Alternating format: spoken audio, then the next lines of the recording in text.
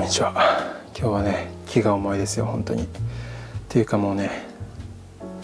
大変なことになってますこの理想木型の靴、前回革とかコルクとか入れて靴底を貼って終わったんですけど、ドブ起こしもしたか。で、ドブ起こしのがね、超大変でした。今回銀付きベベルっていうちょっとベベルドウエスト、土踏まず部分をすごい細くするってやつの一番大変なやつをねやろうと思ってて、どんな感じかというと、すごいんですよこれが。このまくりの長さが、これは出来上がったらこうやって全部こう巻き込んで、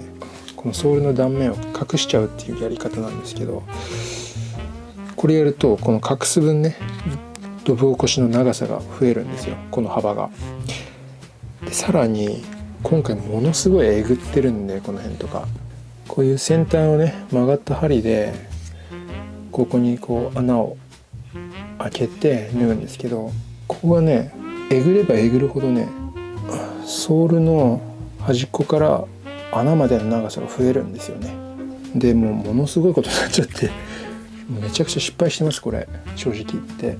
ドブ起こしが薄かったのと、この幅がものすごい広いっていうのでちょっと破れちゃいました。これは修正でどうにかなるかなという気はするんですけども、汚い、全体的に大変なことになってます。大変なことになってるんですよ。やってて、これ絶対綺麗に仕上がらないなって正直思いましたなんか陽線張ってるみたいでダサいんですけど、多分今回は期待通りには綺麗にはいかないような気がします。絶対完成させます。完成させるんですけど、思い描いてるイメージのようにはいかないかな。いいや縫います。それで今回出し縫いやるんですけど、このウエスト部分じゃなくてこのフロント部分の出し縫いはウィールを当てました。これは僕今までの中で一番細かいです。ウィールをね新しく買ったんですけど、これですね。なんか持ち手が黒炭でかっこいいんですけど、かなり細かいウィールを買いました。でこの前一枚革一筆書きの靴が今僕史上一番細かく塗ったんですけど、その時のウィールがこれですね。これはね12番ってやつですね。で今回こっちが多分ね、だいたい14番ぐらいですね。こっちの方が細かいです。一針ね 1. 点何ミリですね。頑張ってやっていきます。糸はもう作っておいたんで早速塗っていきます。今回片っぽしかないんでまだそれが救いですけど、多分片足でかなりの縫い目の数ですね。これは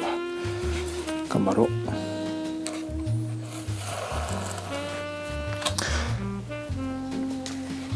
ちなみに糸は先に黒く染めときました。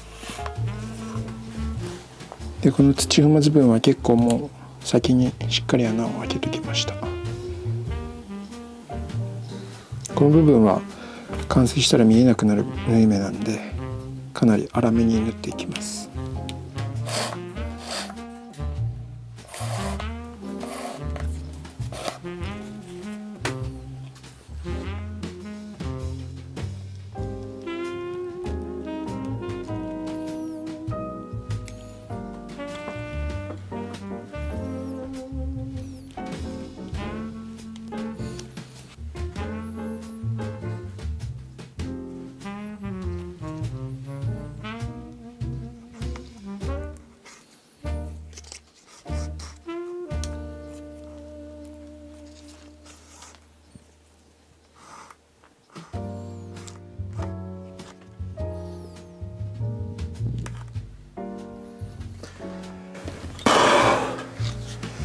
今ねこの土踏まず部分から始めてこの辺まで3分の1ぐらいですかね。本当にやばいですねこれ。地獄のようだ。まずね穴がねやっぱり開けるのがねなかなか大変ってこともないかな。今ちょっと出し針を2本使ってます。この穴開ける針、もう本当にこうやって細かく出し縫いをするのってもうバカみたいな話で、これぐらいになってくると細かいほど耐久性って多分落ちていくんで、ミシンの切り取り線みたいになっちゃうんですよね、縫い目が。皮を縫ってるんですけど、皮の穴の間隔が近すぎるとその皮がもう破れちゃって全部つながっちゃうんですよ、細かく縫うと。だからその穴の開け方っていうのに結構工夫をしなきゃいけなくて、細かく縫う時はかなり細い出し針を使うんですけど、それのね調整がなんかうまいことねやっぱまだ分かってなくて、今僕出し針を種類違いで5本ぐらい持ってて使ってるんですけど、基本細かく縫うか粗く縫うかで使い分けてるんですけど、その5本ぐらいをで、今回もこの出し縫い用に作った新しい針なんですけど、逆に細すぎたかな穴はねすごい開きやすいんですよ。穴開きやすいし出し針もね全然折れないんですけど、逆に穴が小さすぎて糸が通んないっていうねだから今はその新しく作ったすごく細くて穴の開きやすい針と、しっかり糸が通るような穴が開けられる針、これを2本使ってやってます。こっちが穴の開きやすい細い針、こっちが糸を通せる針ですね。本当はこんなことやるべきじゃないんですけど、ちょっと一旦こうやってます。まずこの穴の開けられる針で穴を開けて、本当簡単にね穴を開けられるんですよね。でこっちから針が出てきまして、そしたら次この糸を通せる針でもう一回穴を大きく開けて、この糸をつけたテグスを開いた、よ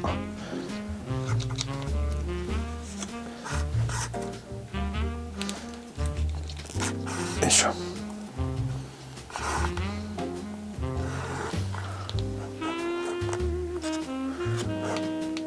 これで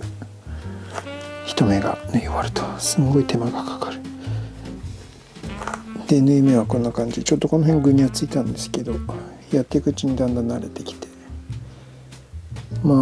っすぐ縫えてきてるんですけど、糸が来るんでそんなに分かんないか。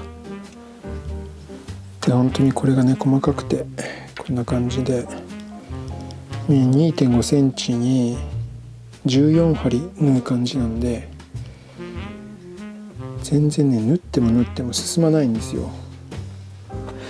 恐れてるポイントっていうのが3つあって、それがまず1個、この穴を開ける出し針が折れるっていうこと。これ1本ね地味にね800円ぐらいするんですよ、針。だから折れたらそれだけの出費だし、この針ってもともと最初使えるようになってないんで、それを削って使えるような研がなきゃいけないっていう作業が発生してしま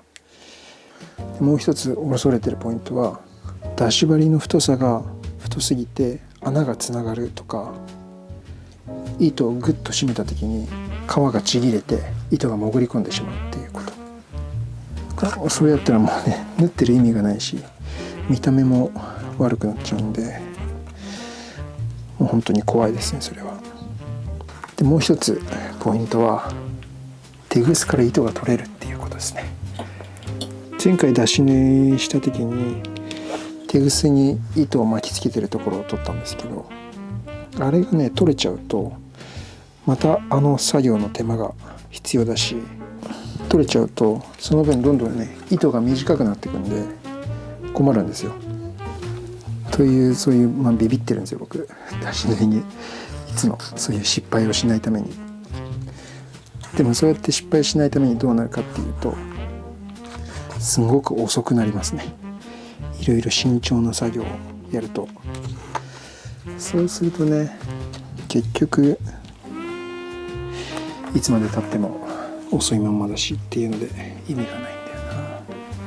な。失敗した、完全に間違えた、やばい、どうしよう、完全に失敗した。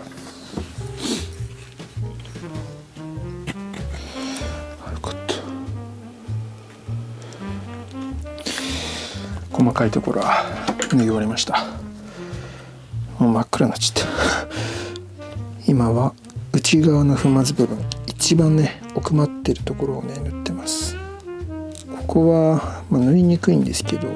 細かいところが一応終わったんで気が楽です。糸が足りなくなっちゃうかもしれない。もうめちゃくちゃ短くなってきちゃった。この部分はもうものすごい奥まってるんで、曲がった針で使えるんだよね。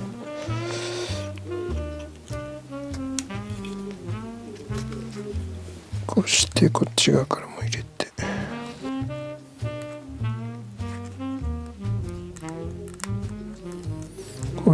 これで入りましたね。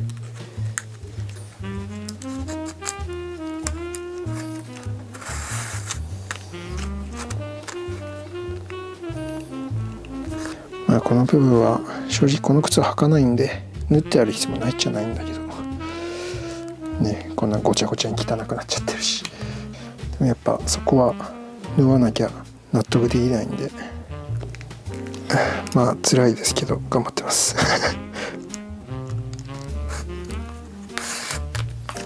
はい、出し縫い終わりました。こんな感じですね。超疲れました。最初の辺ねちょっと具にありました。だんだん慣れてきて、割とこの辺にあると結構まっすぐ縫えたんじゃないかな。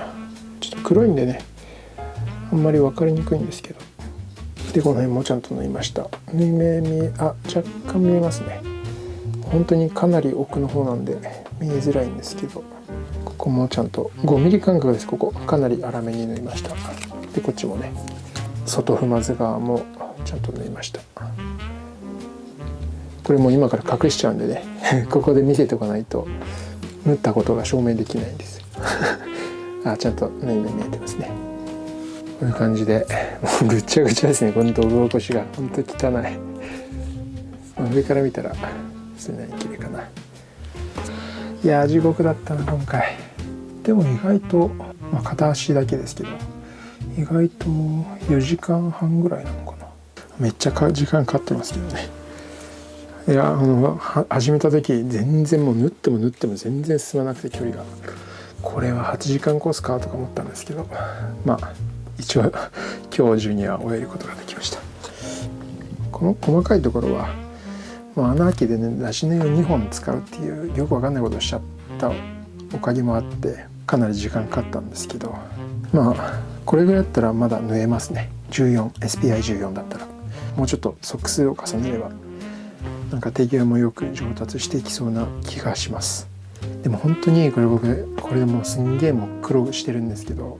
14なんて別にねそのもっと上の人たちにとってはもうスタンダードだったりもするんですよ。普通